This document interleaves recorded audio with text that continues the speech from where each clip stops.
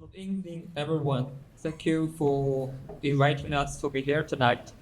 And it's a great honor to receive a special mention from European Norway. And thank you for the Mr. Museum.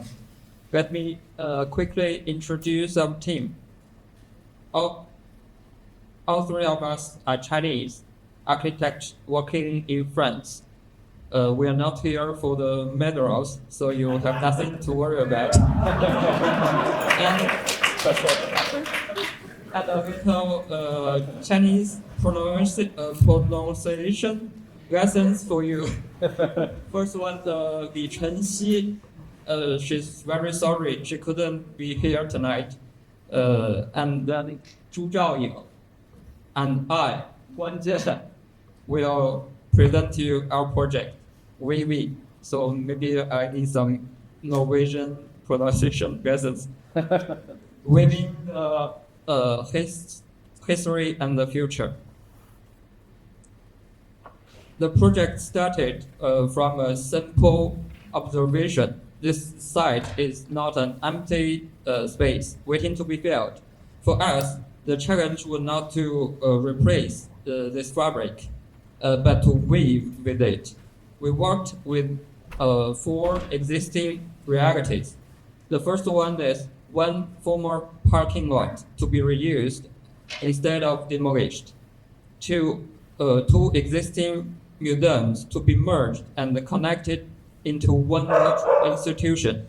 Three competition requirements: a museum of art, a public space, and a passages to be designed as one whole system. And finally, the historical city center, which needed not only a new building, but also a new cultural continuity.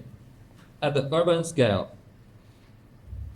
our main move is to create a new cultural promenade to connect key landmarks and also serve as a green axis, reinforcing the existing urban landscape.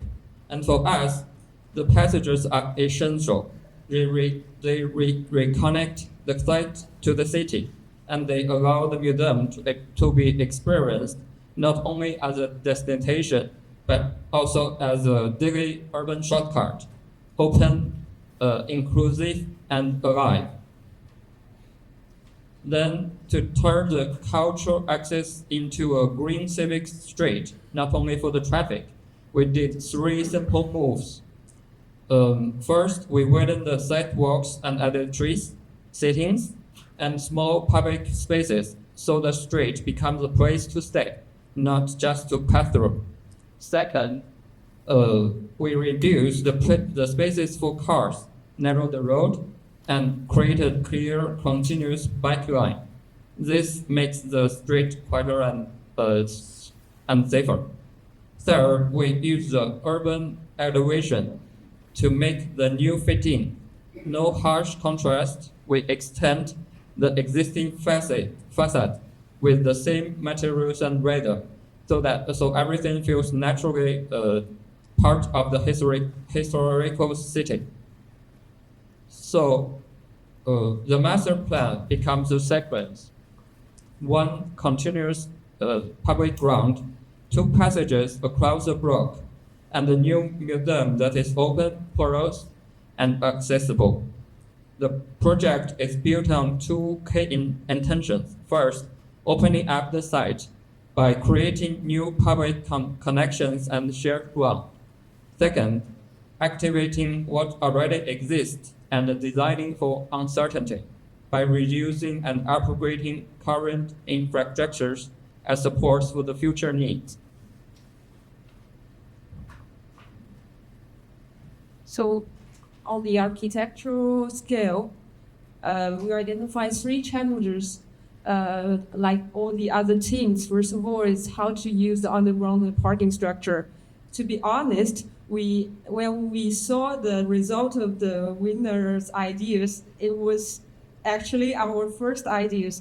But actually, we got doubt with the regulations about the no use for public use in the underground parts. So somehow we change our path, and I'm very glad that we took another path.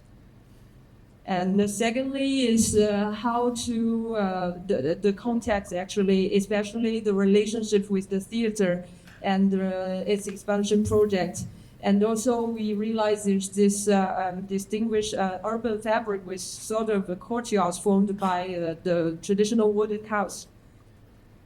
And the third one is how to reinvent the museum programs actually so that it can be a dynamic social hub, so that people come not just for learning history but also to create their own.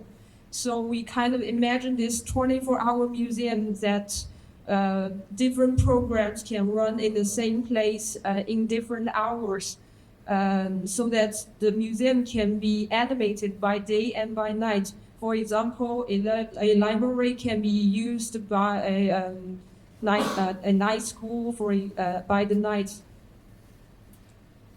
So for the site concept, we start by keeping the two underground parking structure, and then we created this one square between the museum and the theater, and formed by the grand stairs facing to the open stage of the theater. And the third one is the two shortcuts. One of them will go down and up to open up the underground the underground parking levels, so that people can go naturally by the ramp to the secondary museum entrance. And as a free museum experience, we also propose to open up a part of the museum storage and the restoring atelier for the public.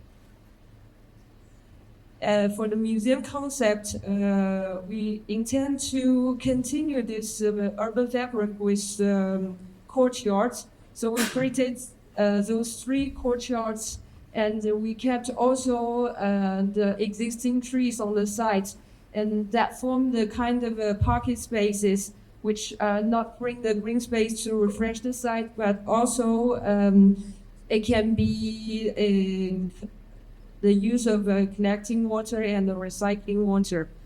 And the second one is we want to create multiple framed views connected with the city landmarks, and we hope that those views can be part of the museum experience. And the third one, but not the least, is to create this kind of rooftop garden and as a sculpture garden, sort of outdoor exhibitions for people. And on the ground floor, we can see this clear relationship between the grand stairs and the theater, and the rich public space that's created by those two shortcuts. And then the main entrance to the museum, and we like really to be opened up, and the ground space to be transparent so that we can see through the sides.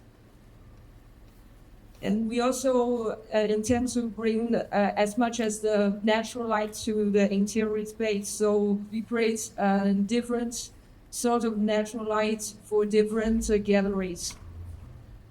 And a series of outdoor scenarios are also proposed on the rooftop. So, and in conclusion, we took the concept of resourcing as a global design method for sustainable urban development, as we thought it can be an example for all the European cities to be evolved in the future. So renovation instead of demolition, collective thinking instead of autocrat. Thanks for listening.